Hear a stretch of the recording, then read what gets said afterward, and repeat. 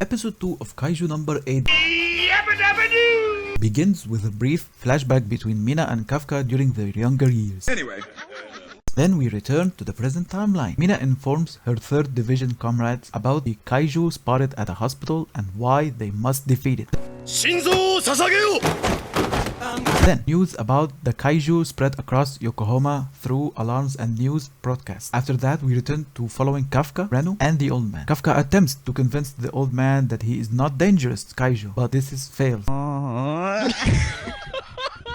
This convinces Kafka and Reno to leave the hospital to avoid further devastation on Kafka's part. Simultaneously, one of Mina's troops informs Mina that the Kaiju left the hospital and is heading for evacuation area. Meanwhile, we see Kafka and Reno fleeing toward that area. Reno contemplates what happened to Kafka during this time. Then, Reno questions if the Kaiju is truly Kafka. Kafka tells Reno that he is himself as strange things start happening to him, body-wise. After some hilarity ensues, Kafka Hey yo, what the fuck? and Reno bring up Kafka's potential of joining the defense force. Reno thinks it is impossible considering the defense force's mission is to exterminate Kaiju. Then the two reach a cordon before they head inside. Kafka stops, tells Reno that an enemy Kaiju is nearby. We cut to Mina and her troops picking up on the new Kaiju's track. Then Kafka tells Reno that this Kaiju is the same one they fought in episode 1. So Time for a little revenge.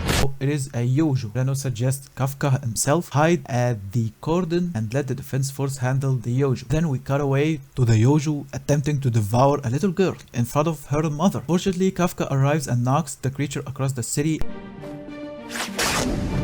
Because I am here. Kafka and Reno help the child and her mother out, despite the child being terrified of Kafka's Kaiju appearance. The Yojo returns, but Kafka obliterates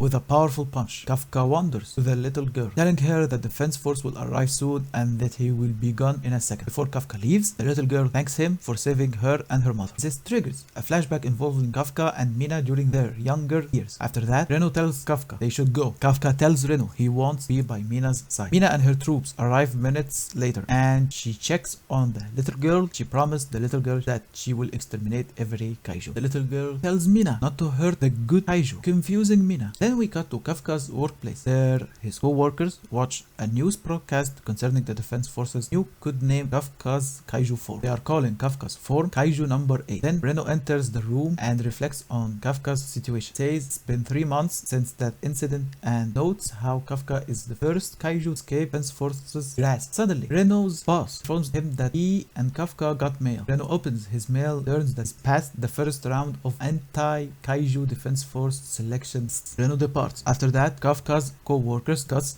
Kafka's possibility of becoming a defense force through. One of them feels Kafka's earned his spot at becoming one. Reno finds Kafka sitting on a dead Kaiju and tells him he passed the selection test first round.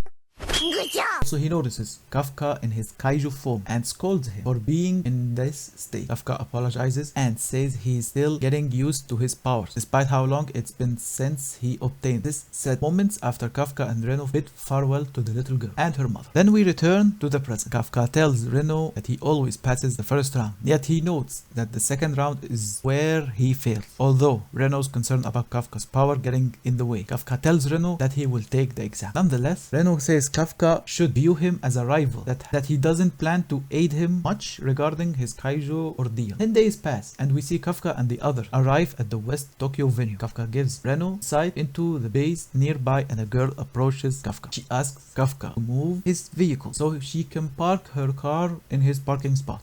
Brat.